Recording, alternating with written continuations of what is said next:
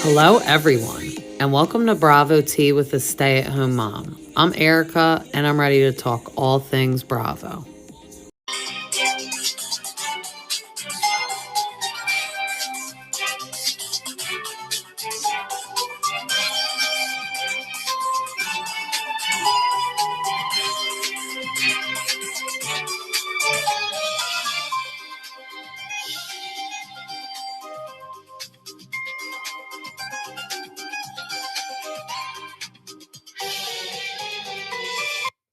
Welcome back, everybody. And yes, it has finally come. We got all of our ladies back from the Garden State. The Real Housewives of New Jersey premiered back on our screens May 5th, and I could not have been happier. I will say they're honestly one of my favorites. I was chomping at the bit for them to come back, especially because I can't wait to see how they film this season because they say Teresa and Melissa do not communicate. So let's just jump right into it. I wanted to start with this. I know I still need to recap Summerhouse, but since we had the premiere of Jersey, I was so excited to get into that. So we'll do that, take the break, and then get into Summerhouse. And this is my first podcast I'm recording since I got the bubbies, as we can refer to it, like Teresa. I'm doing good on my recovery. Still pretty sore, but I'm plowing through and I'm sitting here with some ice packs on them, nursing them back to health. Ready for a fun summer at the Jersey Shore. I'll be all recovered and ready to go for that. So when we opened up, we see, the little couple second tidbits of everybody. I like that they're doing that now on Bravo. I feel that's a theme across the board on all the shows. They'll do it on like Vanderpump. We'll get like a couple seconds of everyone, and then they do a full scene to kick it off with somebody. Now, of all people, I was shocked that the first full scene was Rachel Fuda. I'm not hating on the Fudas. I'm just saying I would have thought it would have been from one of the OGs, number one being Teresa or number two being Melissa. So we get the Fudas preparing like a nice little Sunday dinner.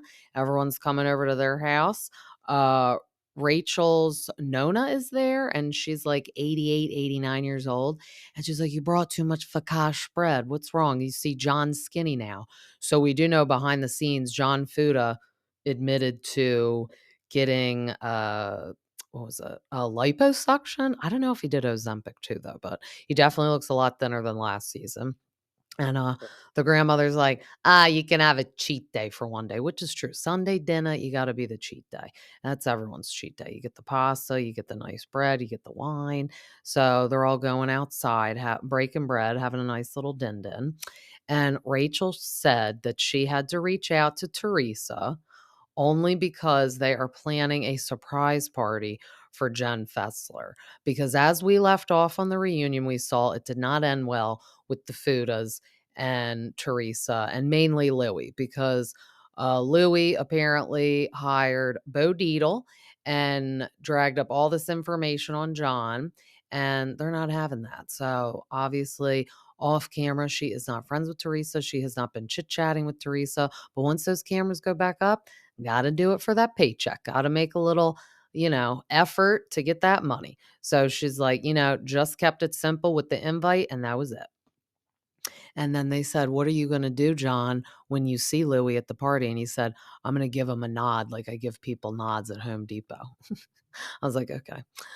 And then we see Melissa and Joe Gorga's house. So I feel like the house we saw the most on the show was the big, giant house that I actually drove by the day they moved out of it when my husband and I went on a birthday excursion for me during COVID because I was 30. I was pregnant. There was nothing to do really. So I was like, let's have a housewives stalking time. We drove by their house, drove by Teresa's house, and then we had a nice meal at Rail's Steakhouse where all the drama always goes down. So we actually saw their house the day they were moving out. They weren't there any longer, but all their trash was by the curb. So this new house is definitely beautiful, definitely more like the style now. The other house was pretty, but like those big giant, I feel like princess castles are getting a little outdated, and that over the top, gaudy, like Italian decor inside is getting outdated. So this is definitely more a current vibe. And they are packing for Antonia to get ready to go, none other than the University of Delaware. Woo woo, which I'm from Delaware, as I told you guys. So we're about 15 minutes from UD. And every time I see Antonia post UD on Instagram, I'm like, oh my God, that's so funny. Went there, know where you are, did this, did that. So she is trying to like bring it down to reality for Antonia. And she's like, see this big ass closet you got and all these clothes? You could take like 5 items, like, which is true. I had a dorm in college. There was 4 of us in a little dorm with no air conditioning. And honestly, it should have been 2 people in that room, not 4. Like, definitely probably not up to fire standard code now. And I mean, do we really need no air conditioning? I'm sure nowadays that's like not even a thing. It's like we're not going to prison, we're going to college. And your parents pay a lot of money for the college. So she's like, no, I need to take all these clothes with me. And Melissa's like, yeah, no, you're in for a rude awakening. Melissa's like, I baby all these children, so I just don't know what they're gonna do without me. I'd say they're about like 2.5 hours away from her. So at least like driving distance, very drivable. I did see Antonia brought her car. She lives in the dorm, so I don't really know how that works when you live in the dorm and you bring your car. I don't know if you just pay a shit ton of money, bring the car. I usually thought like when you're a freshman, you can't bring the car, but yeah, so they're packing for her to go off. And then Gabriella is also getting ready to go off to college to Michigan. I literally always forget. I know I said it in another podcast when I was talking with the RHONJ obsessed guy, Jack. I always forget that Antonia and Gabriella are the same age because we always saw Antonia and Melania being the closest on the show. So she's getting ready to go to Michigan, further away and much colder. And the Amazon boxes are piled high. And may I just say also, I wish Amazon existed when I was packing and going to college because I remember my mom was just like clipping those Bed Bath and Beyond coupons and saving all that because that was really the only place you could go to like go get your stuff. Like I feel like Target wasn't even what it is now, like with all the stuff. So if I had to do the packing for college all over again, we'd be just getting all that stuff from Amazon and it'd be like easy breezy. They're unpacking like the shower shoes and everything. And then Melissa's like, yeah, you're gonna have to like share a shower with like 100 people. And she's like, "Definitely wear these shoes every time you shower." And then Joe's like, "You're not coming back to my house with those dirty feet, those stanky feet." And it is true. I mean, Antonia's coming from like, not everyone lives in a big house like her or has her own bathroom in her room, but it is like all of us, we go from, a house with just our family to then this big building with all these strangers and then, yeah, unless you live in those dorm suites that they're doing a lot now. Yeah, I had like a communal shower with like 30 or 40 girls. Like we all had to use those showers and it looked like the tile was older than me. So it's definitely a rude awakening having to wearing shoes in the shower and bringing your little shower caddy with all your junk in it. But then we see Teresa sitting down having a little family dinner, and she said she got her wedding album in the mail. So they're all taking a look at it, and it's so funny. Louie's like, "Oh my God, look at your hair." And like all the reruns had been on. So like when I was recovering from the surgery, I was like, oh, this is a great time for like all my favorite, old episodes of Jersey to be on and I could like rewatch them. So I watched the wedding special and I was like, that hair was insane. So it cost like ah, I forget, I think it was like $10,000 for the hair, and I'm like, "All right, that's a little extreme," and it took 3 hours to do the hair, and she had, like, 2,000 bobby pins in it or something, like, I don't know, like, I wasn't taking notes on the exact numbers, but vaguely and roughly, I feel like that's what it was, and I'm surprised the wedding hair made it into the photo, like, I'm surprised it wasn't, like, sticking out of all the photos, but yeah, the album looked beautiful because all the girls are like literally like freaking supermodels, all of them. And then Louie said, we're going to all go to Jenn Fessler's party, and this is going to be the first time we're going to see your brother and Melissa. And Teresa's like, so just follow my lead. That's just what I want you to do. Just follow my lead. And it is true. I feel like when it's about Teresa and Joe, you need to follow the lead. And that's why sometimes I feel like Teresa gets mad at Melissa because she's like, this is between me and my brother. Now, on the other hand, I get it. You need to respect your siblings' other half, husband or wife. I get it. But sometimes it's like, maybe just let Joe and Teresa duke it out. Don't like speak up unless they're like, come over here and speak up. Maybe just let them duke it out. And I think that's why sometimes Teresa gets annoyed. I think she thinks Melissa just has Joe kind of by the balls and like he has no mouth. She's like the mouthpiece kind of.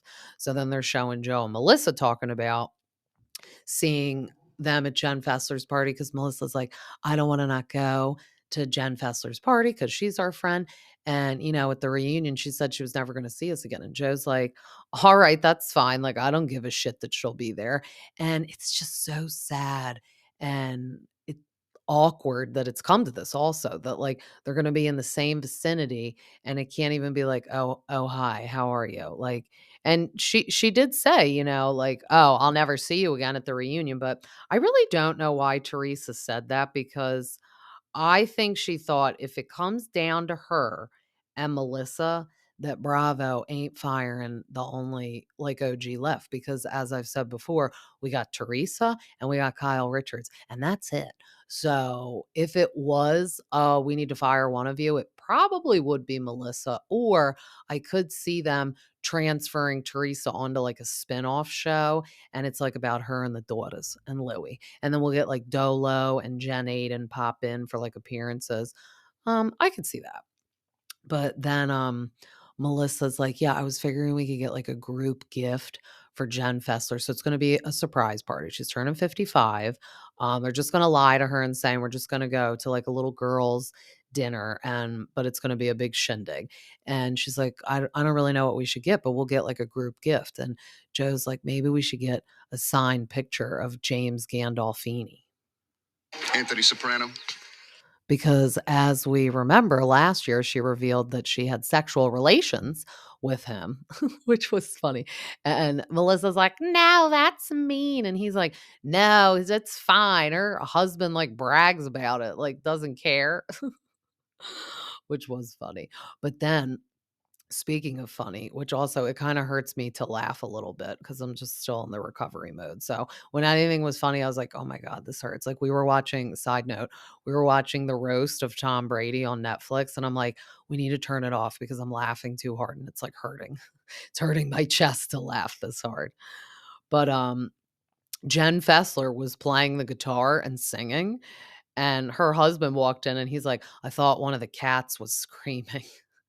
I don't know why this is like a newfound hobby for her to just pick up the acoustic guitar and sing, but that was so funny that he just came in flat out and was like, yeah, you sound awful, like nails on a chalkboard. And then the daughter was like, yeah, this is so bad. And then Margaret comes over and they're going outside just to chit chat. And then Margaret is just talking about how it's been rough because it's been a year since Jan. So that's Margaret's first husband that she actually cheated on with Joe. And he passed away sadly. So she's like, it's just been hard. And his one son is getting married. And she's like, it's just going to be sad that he's not going to be there. And even though Margaret cheated on Jan, which like for me, I'd be like, I don't want to ever see and speak to you again. But they actually had a relationship where they still were close and talked to each other. So she's, missing like having that person to talk to her. She's like, he would call me up and be like, I'm not telling anybody else this. You're the only person I could talk to about this, which is a little odd. Like, I always wonder how, like, her current husband, Joe, felt about that because that is a little strange. But at the end of the day, he also won. He's the one that, like, he cheated on him with.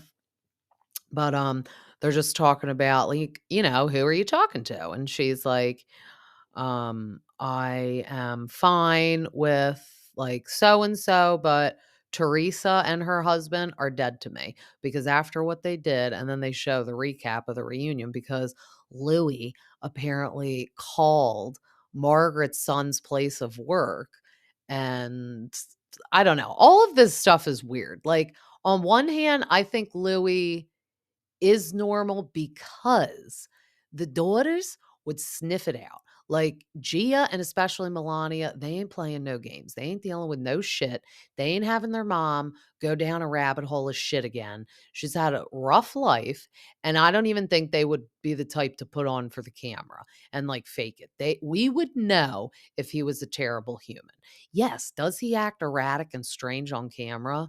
Yeah, 100%. But don't a lot of these people act strange and erratic on camera? Because I think these people just poke and pluck at your nerves and you almost like explode.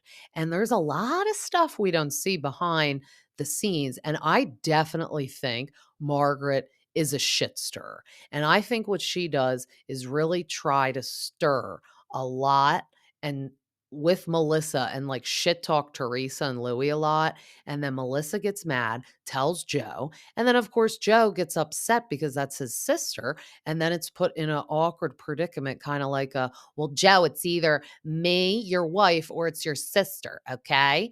And it is true. That has to be really hard. I feel bad. It's going to be really difficult watching this season. But yeah, she said that I don't want to talk to them, speak to them, whatever. And then Jen was like, well, on your behalf, I would talk to Teresa about all this. And she's like, I don't want you to. I don't want you to. And then it's like, okay, girl, loud and clear. So then we get Dolo, Paulie, Teresa, and Louie going out to Din Din. And you can tell, like, when Teresa is surrounded by people she likes and enjoys, she is fun and enjoyable. Like, she's not sitting there being miserable. Because sometimes people are like, oh, she's so miserable. She doesn't even want to be on the show. It's like, no, she just literally doesn't want to be around, like, Margaret, now her sister-in-law, now her brother. So it's like, of course you're gonna show up and be a little miserable because you don't wanna be around these people. And the things they've said and maybe done to you is, like, hurtful. So I like when we get the scenes and she's just happy out to dinner with people. So, Paulie, we hear some revelation news though that Dolores's brother made him some meatballs and then he had like explosive diarrhea and got sick for like 2 days. So he's like allergic to Italian food and we're all like, no, we thought David was bad. This is bad. No, I'm just kidding. Love Paulie. Hope they get engaged soon. Love them together, but so terrible. Like Dolores is like, now I just don't cook. I don't know what to cook for him. I mean, all I do is cook Italian food. I don't know what's wrong with him. So that's really funny. But Louis was like, when are you going to put a ring on it? And he's like, I need to get divorced first. So they have been separated, Paulie and his wife, for like over 10 years, which is weird. But on the other hand, I feel like it's because maybe they were like, all right, we're not serious with anyone. We haven't met anyone. So we don't need to get divorced because until we like meet someone, like we'll just do it for like maybe the financial aspect of it. I don't know. But it's like, yeah, obviously you need to get divorced before you propose. I mean, I guess you could get engaged while still legally married, but that's so weird. I'm sure they're legally separated, but very strange. Um, and then Louis was saying that he had texted John Fuda to talk alone over coffee just to like clear the air about everything about, the reunion because they all have to see each other. This is what happens. They all like squabble at the reunion, the dust settles a little, and then they're like, all right, we all got to kind of like make up half ass just so we can at least all be in the same room together and speak to each other. So John Fuda answered, no, we'll just talk at Jenn Fessler's party. And it's like, oh, okay, camera whore. Like, I don't think so. Like, why would you want to create a spectacle? I guess it's because you want it to be on TV. I don't really like that. That's why, like, I know people think Louis is a nutbag, and sometimes I think he's a nutbag too. But at least he was being like a normal, like, gentleman, man to man. Let's just sit down by ourselves without the camera and talk. But instead, John Funa's like, oh no, let's pick a very public place and then everyone else will chime in and gang up. And I think that's what Louie didn't want. He didn't want to have the conversation there because then Joe Gorga would probably be like, what's going on outside? And then he'll come outside and his face will get all red and then he'll start screaming and then everyone's face will get red. All those men, they have high blood pressure and all their faces get so red when they get so angry. It's concerning. So it's like Louis was like taking the high road and he's like, I want no part of all that weird shit. So then Dolores is like, all right, well, where do you stand with everyone? And Teresa's like, love Jennifer, love Danielle. Margaret, I'll say hi to her. And Dolores is like, what about Joe and Melissa? She's like, nope, won't say hi to them because Frank told me some information after the reunion. She reveals this hot piping tea. She said Frank told Louie that everyone met at Margaret's house to take Teresa and Louie down at the reunion. I believe that. I totally believe that Margaret said, let's meet at my house and discuss a plan for the reunion because we all need to be on the same page. We need a plan of execution so we're all on the same page so we look believable and your sister can look crazy. And I believe it. And Dolores even said in her confessional, like, yes, are there meeting of the minds before the reunion? 100%, which I do believe that. I'm sure, like, maybe you call up one person, you're like, hey, like, if they ask us this, what are you going to say? Personally, I don't know if I would really want to talk to anybody. I would want my own opinion. I would probably go through in my brain, like, all right, if I'm asked this, what would I say? And blah, blah, blah. Be a little prepared. But it's like, no, I'm not going to have some like fake story. It's like they're meeting, like, if you get in trouble with the cops and it's like, all right, let's all make sure we have the same story. So like when we go to court, we're all going down together. We all have the same story and it's believable. And then Frank was like, me and Brittany wanted no part of it. So we didn't go to this little meeting of the minds.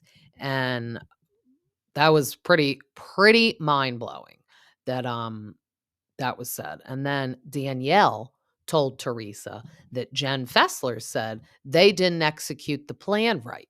So Teresa's like, oh, I'm going to go and ask Jen about that information too. Jenn Fessler, not Jen Aiden. I hate that there's two Jens. So I guess I'll do Jennifer for maybe Jennifer Aiden. I feel like we call her Jennifer. And then I'll do Jenn Fessler for Jen.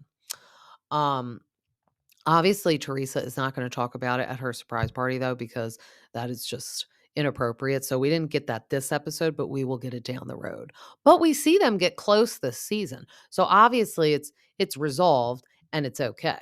But I really do believe that Margaret is kind of the toxic person that like wants to, fuel the fire of the drama and really riles Melissa up. And then Melissa goes home, bitches to Joe, and then that's what puts Joe in the hard predicament because it is true. It's like, are you going to pick your wife or are you going to pick your sister? And I'm not saying Teresa's perfect and she hasn't done stuff to hurt them or say mean things or hurt Joe. I totally think they have both done mean things, but I don't think Margaret helps. I think Margaret likes to cause the riff and keep it there, which is pretty messed up. But then everyone is arriving at Jen's surprise party, which is so cute. They have messy Fessy on it. So Rachel Fuda is kind of like putting it together and organizing it because they're close. And then it's at it like I'm assuming they're in New York or like in Hoboken because it's like a city. So everyone's coming, everyone's arriving. Danielle and Rachel actually wiped the slate clean because I feel like they left the reunion not like great. And I feel like they weren't getting along that well all season either, which I like that they wiped the slate clean because I feel like they're young moms. They were new on the show together. So like I was upset last year when they had their problems because I think it's good that they're gonna, ha- have a clean start. I think everyone deserves that. And sometimes, like I said, you just need a breather for everyone to just calm it down. And then it's like, look, uh, what was said was petty. What was done was petty. Like, let's just move on. Let's have fun because if it's minor stuff, it's easier to move on. Obviously, there's some deep rooted issues on this show that can't be moved on. So these people just go their separate ways. But then on the way there, Jennifer Aiden and Teresa are in the car, and she's like, yeah, have you heard about this blind item that came out about John Fuda today? So I remember reading this when it happened. It was the crackhead baby mama that's in jail. So it's like, also, are we really believing her? Are we really believing her? Said that he likes double-sided dildos. And he was one of the biggest drug dealers at the time in Bergen County, which we do know he had a pass, a drug dealing pass, and he did go to jail for it. So that is, I don't know if he was like the biggest one. We don't know if he was like the Don of Bergen County, but we know that is half true. Don't know about the other part, and that was weird. So he's kind of like making fun of it with the guys like cheersing. He's like, yeah, did you hear about this weird news about me? Apparently I like this. And then Jennifer and Teresa walk in. So they walk right by the guys. She's saying hi to some, walks right by her brother. I mean, how sad. Just walking right by your only sibling. You can't even say hi. So weird. Um, Jackie is just chit-chatting real quick with Melissa because we only see like a quick appearance by her. I'm glad that she is still going to be on the season. She's talking to Melissa about going on her podcast because her book's going to be released. And then Margaret's like, yeah, I haven't gotten a copy of the book yet. Where's my copy? And it's like, I cannot wait to see the fight erupt between the two of them this season because we now know she has come to the other side. She is now gal pals with Teresa, Jennifer Aiden, um, probably Jenn Fessler too, but she totally switched teams. And I'm telling you, it's because Margaret is evil because Jackie said on an interview, like, I had a problem with Margaret. We are no longer friends, but Melissa and I never had a problem, but she dropped me like a hot potato. So I don't know why we can't be friends. And then obviously now that she's this close with Teresa, when it's this severe of a problem, it kind of is like a black or white, like your team Tree or your team Melissa. So there's really no in between and it's hard, but I don't know. If I had to pick, I think for like a ladies' lunch or especially like a dinner with all the husbands, I definitely would want to do like Teresa, Jennifer Aiden, like get Dolo in there. Like I feel like they'd all be fun and all the men would be funny, especially Bill Aiden and Jennifer Aiden when they get drunk. They're funny. But then Jen walks in for the surprise. She's so surprised, which I love. We threw a surprise 70th birthday for my dad this past summer. He just thought he was coming to like a dinner at our country club where my husband golfs, and I lied and said, "Oh, it's like a prime rib night. Do you want to come meet us there?" And we had a band there and we had like a photo booth there and like bunch of people came and it was so fun. And he's easy to surprise because he's not nosy. So it's always fun when you do a big surprise party for people and they don't know. And this was a good age, 55, because she probably wasn't expecting like a big thing. So that was good. But then Joe said to Paulie, where's your boy? And he's referring to Louie. But then Paulie, sometimes it's hard to understand him with his Irish accent, but he's like, oh, I'm only gonna address it when you say his name. And his face is getting a little red. Everyone's face gets too red when they get heated. And then everyone's kind of ganging up on Paulie, which I didn't like. And he's like, oh, like you're taking his side. Like, don't you think he did what is wrong? So what the men want to do is get Paulie on their side and be like, don't you think Louie's weird for hiring the private investigator, which is John Fuda's beef. He's like, he needs to be a man and apologize. And then Paulie was defending Louie, which is a good friend. And especially because Louie wasn't there, he's like, well, he wanted to meet you in private, but you didn't want to. So Paulie is really making sense though. He's like, Louie's my boy, but yeah, that was stupid. He said like the Bo Deedle thing, dragging the info out, that was stupid. But it's like they want him to stand there and just completely trash him, like make fun of him. And then it's like he's not even there. So Paulie ain't about that. And good old Dolo is like watching from the distance and she's like, my dad always taught me, always know where the emergency exit is. And she's like, and right now it's time to leave. So she comes over and she's like, it's time to leave. And then Teresa goes up to Rachel towards the end, and I feel like as soon as Rachel got there, she's like, "I'm already kinda drunk." So I feel like everyone's feeling it. I could see the drinks were flowing at this party. Um, she goes up because her and Jennifer Aiden are gonna hit it. They're gonna leave. Bill wasn't there either. I don't know if like maybe he had to work too. Louie didn't come because he had like a business meeting. Oh, because I forgot. Joe Bing Bing no, of course, because he always has to chime in. When they were like, "Oh, where's your boy?" And Joe's like, Joe Benigno was like, "Oh, millionaires always can't be here, always working." It's like, yeah, bitch, maybe he's on his private jet making money. Like, I know sometimes people are like, oh, Louie's using all Teresa's money, or we don't know what Louie does. Like, literally, their lifestyle looks like it costs so much money that there's no way Teresa's footing that whole bill. Like, he makes money too. He took his company public right before they met, and now he's like doing this thing that's going to be kind of like a new TikTok. I forget what it's called. It's called like a V. It's kind of hard to pronounce. That's the only thing I will say. You need something that's like quick and easy to pronounce. But he's like an entrepreneur, and I think he's kind of like a Shark Tank type person. Like he invests in things, and he's lucky they just make him money. So like he doesn't really do things. He just invests in companies and then they hit it big and then he gets the percentage of it. So don't really like that they're kind of like shit talking him and he's not even there to defend himself. But then they leave. And then Teresa and Jennifer are exiting, and she tells Rachel, Louie wanted to clear the air with your husband and meet, but he didn't want to. She's like, yeah, because why would he want to meet with him alone? He could have just talked to him here. And Teresa's like, because my husband's a gentleman, and that's what gentlemen do. They meet in private, which like I said, I agree. Like, why do you need to meet in front of the cameras? Or why do you want to have a talk like that at somebody's birthday party and potentially have like a trashy fight erupt? Like, that's rude. Like, I know it is a TV show, and like, you'll be like, Erica, let's be real. They always have these trashy fights that erupt. But this is the men, not the women. Usually it's the women's job to do that. And it's like, I don't know. That's why sometimes I'm like, John Fuda, are you like another housewife? Like, why do you want to have a man fight on a women's show? I don't know. It's weird.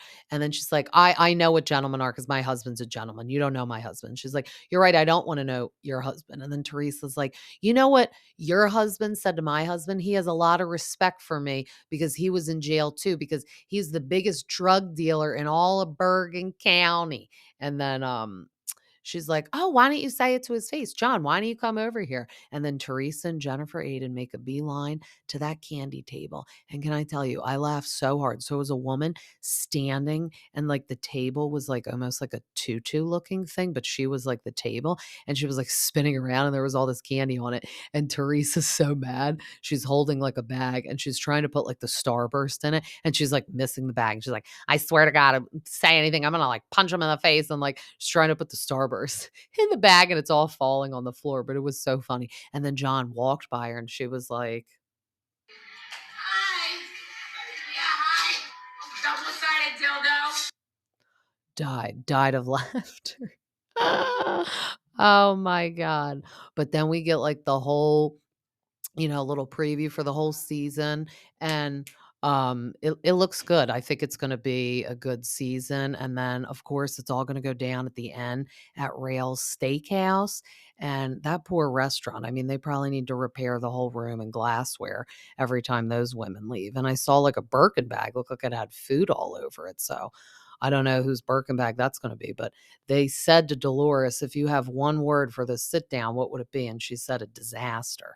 So I don't know. I'm intrigued to see Jackie get into it with Margaret this season. I think she's finally going to call her out on her BS. We're going to see Melissa and Teresa not communicate, which is going to be interesting. And then they don't have their cast trip because the house burnt down that they were supposed to stay in, which I feel like has to be an omen too for the ladies. But we're going to take a quick little break and then we will recap Summerhouse.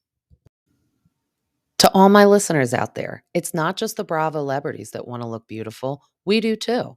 Head on over to Studio One Salon for the most amazing extensions, cut, color, or even just a nice shampoo and blowout for when you go out with all your friends to talk about all the latest Bravo tea. Use my code BRAVOT with a stay-at-home mom to enjoy 10% off. And we're back with Summerhouse. So the boys are playing a little beanball, but then we get Paige and Craigie going on a picnic. Now, this is so cute. And she's like, Craig, you should feel very special because, I don't do this for anyone. And he's like, I really do feel very special.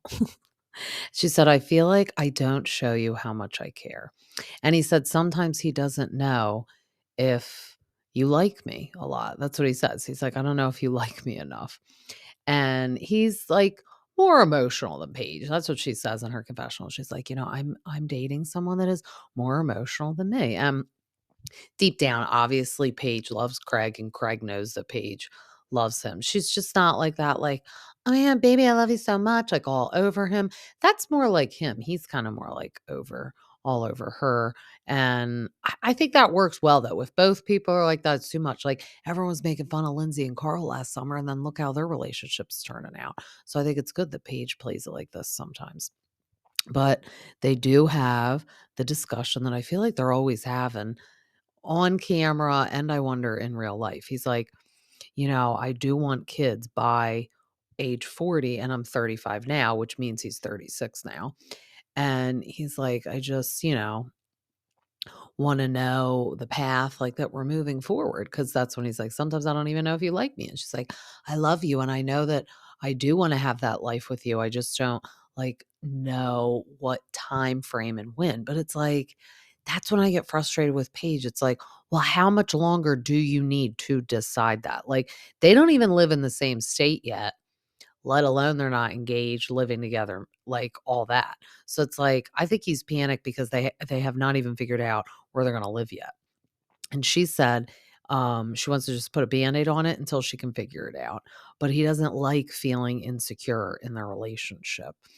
And I understand that. He just doesn't know, I think sometimes where it stands. And he's said before, I would be fine without you. I wouldn't be like maybe happy at first, but I would be able to move on and live life. He just is saying, I don't want to, at age 40, still not be married with kids. So then I will have to break up with you. And then I'll have to find someone from square one at age 40 all over again, which is sadly what Lindsay is doing right now. And that's what she was always worried about, that she was taking so long to find somebody, and she's getting older and she wants kids. And love Paige, but she is acting like they're like 19 and they don't have a time frame and there's no worries in the world.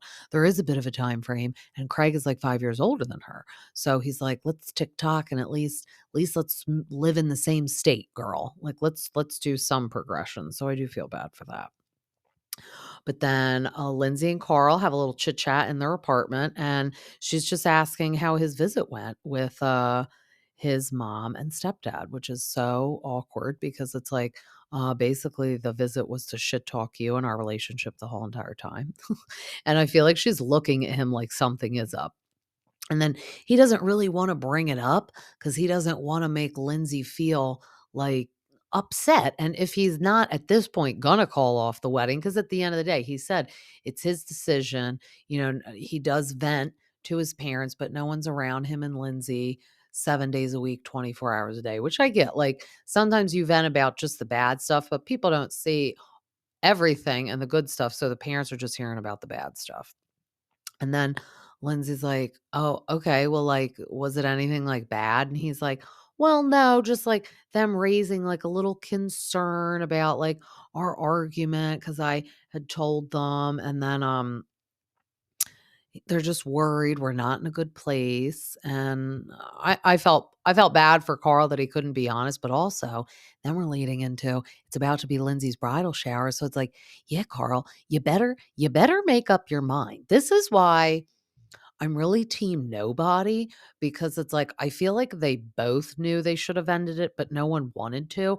But I think from a woman's standpoint, because a bridal shower is very important. And I know it's technically for like the couple getting married, but it's for the woman. I felt bad that like he let her have the shower. And I feel like in the back of his brain, he's already like, I don't think this is right. This isn't it. So then they all arrive at the shower, which looked beautiful, but like, Question mark, why was Gabby basically wearing white? So I saw on the internet like the next day because everyone's like, "Oh my god, why is she wearing white or off-white or beige or whatever?" And people were like attacking her. And Lindsay said, "You can't tell from the pictures, but it's a pale yellow." But girl, I don't care. Wear anything else, but something that looks like the shade that could be mistaken for white. I mean, it must have been so damn pale yellow because I was seeing no hint of yellow, and I have perfect vision with my contacts in. So I was like, I'm confused why Gabby is wearing this, because usually I feel like bridal showers you wear like bright colors or like people wear like florals because it was summertime. So I feel like summer is one of the most fun times to have the bridal shower because you can wear like the fun floral dresses and just do that. So it's like, why are you picking something that looks like you could be like the bride to be? Very confusing. We see an appearance from Sam, and I'm wondering, I guess we're not going to see her at all visit the house, which was kind of sad because Corey the douchebag isn't there with his pearl necklaces and crop tops. So I was hoping we could see like Sam and her and Gabby could like, live it up and tear it up and try and be single together because she'd be a better wing woman than Danielle, Hog and Balloon Guy Joe. Which, by the way, side note, when Danielle was on Watch What Happens Live, Andy asked if she still sees or speaks to Balloon Guy Joe, and she said yes. I was like, okay, well, at least it lasted, but you really like knocked Gabby out of the way for that one. That bothered me. So then Lindsay is breaking down an emotional confession, and she is telling us that her biological mom left her at age 2, and then her stepmom has been there for her like her whole life. So I didn't know that at all. So the mom we are seeing at the shower is technically her stepmom, but basically a mom since her real mom has not been a part of her life. And then Carl's mom, because I feel like they're having like that like bonding nice moment slash Lindsay kind of has to explain this for like the camera. And then Carl's mom awkwardly joins the conversation. And it's just awkward because like, she was basically shitting on Lindsay's relationship, and now here we are at the bridal shower, and she's there, and you can tell Lindsay wants to say something, so she kinda pulls Carl's mom aside and was like, it breaks my heart a little bit because I feel like you were talking to Carl about, like, the relationship, and, like, I just wanna know if everything okay." And then it was weird when they were hugging, Lindsay, like, looked at the camera, and then, like, when Carl's mom was, like, reassuring her, like, "No, we love both of you, as a mother, just get protective, just wanna make sure you're both happy." And then Lindsay hugged her again, and she looked at the camera again. It was, like, really weird. It's very she was making direct eye contact with us as the audience. It was very, very weird because I feel like they never really do that. Um, and then Lindsay's opening her gifts, and the cutest I don't know who it was from. I don't think she said it, but it had to be someone from the cast because this would only make sense. So she was, like, opening up this box, and it looked like foam, like, sandwich stuff. Like, our daughters have, like, that Melissa and Doug, like, picnic set, and it's, like, made of foam, and it's like a sandwich, like the bread, the cheese, the tomato, and it was lingerie, like, all folded up, and it looked like a sandwich, and it was so funny because it was like "How many sandwiches have you made for me?" And that was funny. And then, of course, Carl comes in with the flowers, as he should, as, like, I feel like the groom to be, that's his duty to always show up with the flowers. And then, we get everyone going to the Hamptons, and Sierra is driving her and Paige up, and she's asking how the shower was because I was like, I wonder where Paige was. Like, maybe she was visiting Craig or already had like a prior commitment. So this was like very interesting and confusing. So she's like, Why would I go to the bridal shower if I wasn't invited to the wedding?" Okay, two things. Number one, why would you invite someone to your bridal shower, but then not invite them to the wedding? That makes literal no sense. Like, "Oh, I'm gonna invite you to this, the celebration before my wedding, but you're not actually invited to the wedding." And you also don't invite every single woman that's invited to the wedding to your bridal shower. It's more like the family, the close friends, and of course, the bridal party. So, the whole cast was there except Paige, and then the whole cast is invited to the wedding except Paige, so that's my number 2. You're inviting some people that, like, just came on the scene to this show, but you're not inviting Paige, and Lindsay and Paige are in a good place right now, so, like, very confusing, and then these are things and reasons why it's like, maybe this is why you have problems with people, because, like, why would you not invite her? And it's like, invite her, and then if she doesn't come, she doesn't come. But it's like, why would you invite everyone else and not her? And then it goes back to the, like, why are you inviting her to the bridal shower but not the wedding? That's actually worse. I don't know. This is all maybe reasons why the wedding didn't happen. First, you're making Kyle the flower boy, and then you're not inviting Paige to the wedding. These are all curses of the wedding. Ah, but then Jesse and West are driving up together, and he's just telling West he's getting a little nervous because when he gets back to the city next week, he's going to have his 5-year cancer checkup, which is a big deal. So usually they say when you have cancer, once you do the 5-year checkup, if you're like clear, then you're pretty like in the clear for the remainder of your life to not have the cancer come back. So the 5 years is always like a big celebration, and, he's just getting a little nervous about that. And then Sierra is telling Paige how she just missed West a little bit, which is, cute. Like, I'm getting very intrigued the rest of the season, what's gonna happen with this, and we saw I posted, they just filmed the reunion for Summerhouse, and the seating chart came out, and West and Sierra are not sitting next to each other. That doesn't mean anything, but I was like, if they were together, wouldn't they be sitting with each other? But I don't know. I need all the answers, and we'll definitely get it soon. Um, but then West is asking Jesse, since the summer is, about to come to a close, he's like, "Are you gonna find a girl to cuddle up for the wintertime? Oh, a winter girl." Because I guess, like, probably in New York, when it snows bad there, those people probably don't go anywhere. So you need, I guess, the Netflix and chill girl. That's what he's basically referring to. Like, are you gonna pick just one? Because as we know, Jesse's taken, like, multiple different people out every week, all the time. Like, I don't know where he finds all these people too. It's like, good God. Um, but they are having a chef come prepare the dinner for the night, and then an astrologer is going to come. So it's Gabby's turn to organize the night. I think if it was like my choice to organize stuff, I would definitely have like a nice catered dinner. I think that would be fun with like the bartenders, because then no one has to worry about anything. And you know what the best part is? Because at the end of the night, I notice like kitchen's all clean, because they always destroy it the next day at the parties. So it's like, let's at least give ourselves one night off of doing the dishes. And let's be real, Paige gives herself a night off every summer, every season of the show of doing the dishes. But then Jesse is just saying that he went on 2 dates this past week and he hated both of them. So maybe he won't find anyone to cuddle up and Netflix and chill all winter with. So then Lindsay was asking West if him and Sierra are exclusive, because I think it's like every week it's getting more and more and more. Everyone's wanting to know.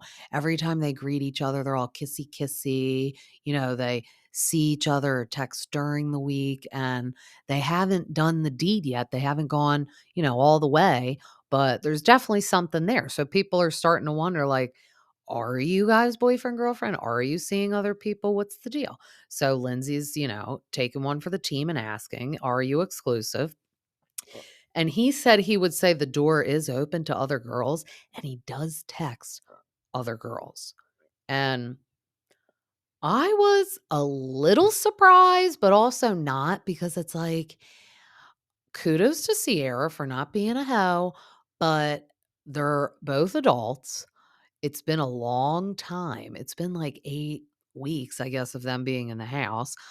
He's seems very genuine. They hang out outside. He's not giving us douche vibes. He's totally different than Austin. So it's like, no more comparing to Austin. We don't want that. And, he, wants to have that bond deeper. Like, I don't think he's gonna be like, "Yeah, let's be boyfriend and girlfriend," and, like, not even had sex yet and at our age. Um, but he gets an exciting email that he's nervous about, so he's having somebody else read it, and he's stripping down in his clothes, leaves the undies on, though, and he gets the job for DraftKings. So he's no longer unemployed, even though technically he was employed by Bravo, but he's has a job because I feel like he was feeling a little, not as important as everyone else because everyone comes like from the work week and he wasn't doing anything except Carl. He can relate to Carl. And he's excited that he got the job. So he's very excited about that. So then Paige and Amanda were getting ready before dinner was prepared. They're in the bathroom powdering their noses, as we would say. And Lindsay comes in and she's like, I need to borrow some of that powder for my nose. And the producers basically sent me in to chit chat with you guys because I got tea. And she was just telling them that West is talking to other girls. And you see Paige's face, and she's like, I'm getting the hit set out on West right now because my girl Sierra is like in love with West, and she will not be pleased when she hears this. Um, Lindsay is just kinda also filling them in about the bridal shower, which had to be awkward because she's like, "Oh, we missed you, Paige," and it's like Paige is probably like, "Yeah, and I'll be missing from the wedding because I wasn't invited to that." Like, how weird. But, she's like, "I was just talking to Carl's mom about, like, the concerns and, like, I'm feeling a little rejected by his mom," and then this is when I really felt bad for Lindsay. So since she, told us in her confessional that her mom left her at age 2 and she has a sense and feeling of like rejection. She's just feeling a little rejected by Carl's mom, and it's really bringing up that emotion and just leaving her feeling awkward and uncomfortable with Carl's mom. Because also it's like you don't want to start the marriage off on you feel like your in-laws don't want you to even marry their son or like you're not good enough for their son. That's not going to be a recipe for a happy life. And especially like then once you have kids, it's like everything has to be nice and delightful at the beginning because if it's not going to get better. It's literally just going to get worse. So then everyone is being summoned down for the witchin' and bitchin' dinner. That's what it was called because it's funny because they're going to do like the astrology reading and the dinner looked delicious. Um Carl is just kind of talking to Kyle before dinner is served about his meeting with like his stepdad and his mom and about the concerns. And then Amanda comes in and crashes a little. And you can tell it was like awkward because he kind of stopped talking. He's like, oh, hey, Amanda. And then it was like, Kyle's like, okay, do you want to like continue talking? And Carl's like, no. Uh. And Amanda's like, oh, I'm sorry. And it's like, yeah, no, just don't. He's probably like, I don't want to tell you anything because you're like literally going to leave the room and tell Paige. And then Paige is going to like write a news journal and tell everyone, even though she doesn't really like Lindsay, she's going to tell Lindsay. And I just want to have a nice weekend. And he wants it to come from the horse's mouth. You don't want to be like the messengers telling the whole house. But he does kind of just nicely express it to Kyle and Amanda, and I feel like Carl wants to open up to them a little bit also because he's like, "You know what? They're the only other married couple in the house. They'll get it." And Kyle had a rocky road with Amanda's parents, and that's what Kyle opened up and said. He's like, "When I asked Amanda's dad for her hand in marriage, he basically laughed at me. Like still to this day, he like technically didn't give me permission." And then they show the flashback and it was like, "Huh." So Amanda was like, I love also when they break the fourth wall. I love that.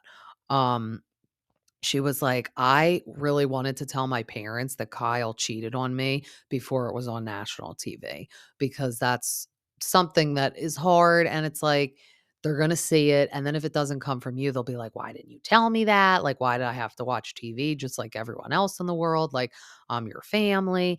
And that's what Carl said. He's like, "My stepdad is really the one that was concerned more than my mom and he's an ordained minister and said that if he was marrying us, like he's not supposed to, but if he was, he wouldn't marry us right now because he wouldn't feel comfortable because of the place we are in right now." And she's like, "Yeah, I mean, you you should tell Lindsay that before she sees it on TV. And then we see the cameras and it's like, that's what I mean. I love it. I love that when we get that fourth wall broken down and they see it because it's true. And this is the other thing I'll side note and say about all these shows. If you say something on this show and then when someone confronts you about it and you go, oh, I didn't say that. Yes, you damn well did. And you know the producers are going to flash it back, show it. And then that's why everyone gets so heated and upset at the reunion because they sit down and they go, hey, remember when I cornered you and said, did you say this, this, and this? And you're like, no, I didn't say that. I don't know what you're talking about. And then it's like, well, I watched it on TV and I know you said it. And now I'm extra pissed because you lied. So it's like, not only am I mad about what you said, I'm mad that you didn't just tell me because it's like, I'm going to see it on TV anyway. Just tell me, which I always agree. Um, so I think that was sound advice that Carl needs to have that chit chat. But Carl is like scared to death of Lindsay right now, honestly. Like he doesn't want to tell her anything, but these are signs of why you shouldn't get married. And you just let the poor girl have that expensive bridal shower, which looked beautiful, which by the way, also her dress, stunning. If I had to go back in time, I liked my dress. And I will say, I didn't wear a white dress for my bridal shower. I know I was shitting on Gabby for looking too much like the bride. I did instead, like, I was like, oh, I'll do like a long, like floral dress, and then I'll have all my bridal party do that too. But now looking back on it, I'm like, wait, why didn't I wear white? But I think it's because like where I had mine, there was this like beautiful garden outside. And we took all these cute pictures kind of like in the garden. So I was like, oh, it'll look cute if we're all like wearing flowers. If I was getting married right now, though, still to the same husband though. I loved Lindsay's. It was like had it was short and strapless and it had like scalloped kind of like layers and I loved it. I immediately had to dig where it was from. And it was on it was from Saks and I loved it. I definitely would have sported hers. I thought she looked really pretty. And honestly, it's such a shame she didn't get to wear her wedding dress because she looked beautiful in it. When I tried on wedding dresses, I will say, so many dresses are beautiful, but they don't look beautiful on everyone. Like, you have to find the one that looks good on you, and you're like, "Yes, that was made for you." Like, Lindsay's was made for her. It wouldn't have probably looked good on me, wouldn't look good on someone else, but it looked so good on her, so that was sad she didn't get to wear it. But I'm glad they didn't get married because it definitely would have ended in divorce disaster. But, then they all sit down at the din-din, and Jesse is, talking about just all the little honeys he goes out on the dates with, and Sierra's like, "I would literally never introduce you to any of my single friends, like, I think you're kind of a trash bag." And I was like, wow, that's kinda at first, I thought she said he was white trash, and I had to rewind it because she was like it was kinda quiet and they were kinda, like, eating, but she said trash bag, and he's upset. He's like, "Wow, that's really offensive," and he's like, "It's not like I have a girlfriend and I'm hooking up with other girls," which I agree, like, he's being open and honest with these girls too, I assume. Like, he's like, "Hey, like, I'm just going on dates," and then I think if he's the type, if he met as he says, he wants to settle down with that nice Jewish girl. Um, he would, then commit to that. But right now, it's like if you're single and they're single and you put it all on the table that you're like dating and whatever, like I think that's fine. So I did think that was a little rude. She called him a trash bag. It's like, I don't think he's doing anything wrong. I think she's projecting though, because she's getting upset about her and West's situationship, if that's what we could call it, which I feel like that's what we would. So then Lindsay was interrogating Carl a little bit when he sat down at the dinner table because he came late with Kyle and Amanda. So immediately she's like, what were you talking about? Like, why were you late? And he's like, "It's fine. Let's just like, eat dinner." And she's like, "No, I won't be able to sit down and eat until I know what you were talking about." Which is kind of like me. I kind of need to like get it out in the open even if it upsets me. It's like, "No, cuz I'll sit here and I'll stew about it and I'll ruin this delicious meal and let's just go over and talk about it." So they, go inside and talk, and it's so funny. The chef is, like, done cleaning up the kitchen, and he's just stuck in there, and Lindsay and Carl are sitting in the living room, and he's in the kitchen, and Paige is like, "Do you see the poor chef just trapped in there listening to them?" Which is funny. I always wonder, like, what these people think. They're like, "Oh my god, I need to get out of this room," but, like, I don't wanna walk by them and interrupt, so I guess I'll just stand in here and, like, listen. I don't know what to do. So Carl is just, kinda lightly telling Lindsay the comment that his stepdad made. He's needs to go about it on the most gentlest way because he doesn't wanna hurt her feelings, and he also is trying to remind her, like, "Look, this is what they said, and this is their point of view, but that doesn't necessarily mean I agree with it or I'm listening to them or obeying them." And she's like, "I feel like you're really angry," and he's not. I don't know why she always says that. It's like, he's very calm. Um but he's like, he did say if he was marrying us, he wouldn't marry us right now. I'm not saying he's saying we shouldn't get married. He just means like maybe the state that our relationship is in right now, we need like a little time. And that's just, no matter how he spends this, it's just not going to go well. And he said he wanted to tell her all of this information before it got on TV, which respectful, because he's like, I don't want you to just be sitting there and then watch it and then be mad at me that I didn't tell you, which is true. And then Lindsay's like, this is why I don't tell my parents like every little detail. So I think she's like, oh, great, Carl. What do you do? Run to your mom and like call her every time we have a little fight? Because also, I will say too, once you tell friends or family like really bad stuff, they can't unhear it or unthink about it. So, unless you are going to end the relationship, you might as well just not say anything. I think this was his cry for help though. Like, I'm sure he swept a lot under the rug, but since honestly, in my opinion, since the accusation of the drug, like, "Are you on drugs right now?" I think that's when Carl's like, "I think this is the breaking point that I need to tell somebody, and they need to help me, like, get a way out or something because I need help. Like, this is not normal. No one should say this to me, let alone someone I'm supposed to marry. Like, it's not right, and I need someone to help me." But mama bear for Carl is obviously protective, and I'm sure once she heard that out of Carl's mouth, she's probably like, "Mm-mm, I don't want you marrying Lindsay." But at the end of the day, if Carl loves Lindsay, she's going to support it, and that's what they say. But it's going to make for a long, difficult road because you have to remember, you're not only marrying the person, you're marrying the family. So let's say Carl and Lindsay could find a way to get along for the rest of their life. Maybe she wouldn't have a good relationship with Carl's mom. Maybe if there's siblings involved, they won't like each other. It's a whole family. You're marrying the family, not just the person. We do see the cameras, it's funny, so we get the gang outside eating, and they're like, "What are Lindsay and Carl talking about?" And then that's when Paige is like, "Oh my god, look, the chef is just trapped and they're all alone. Kitchen's spotless." So he's like, "I've done my job, I just need to be paid and I need to leave. I need to get out and leave." And, we see the cameras sitting right there, through, like, the glass sliding door on the floor in the living room filming Lindsay and Carl, and that's always my other thing, like, I know these people have been doing this for, like, so long, but, like, they're sitting there having such a real conversation that I don't even know how you do that.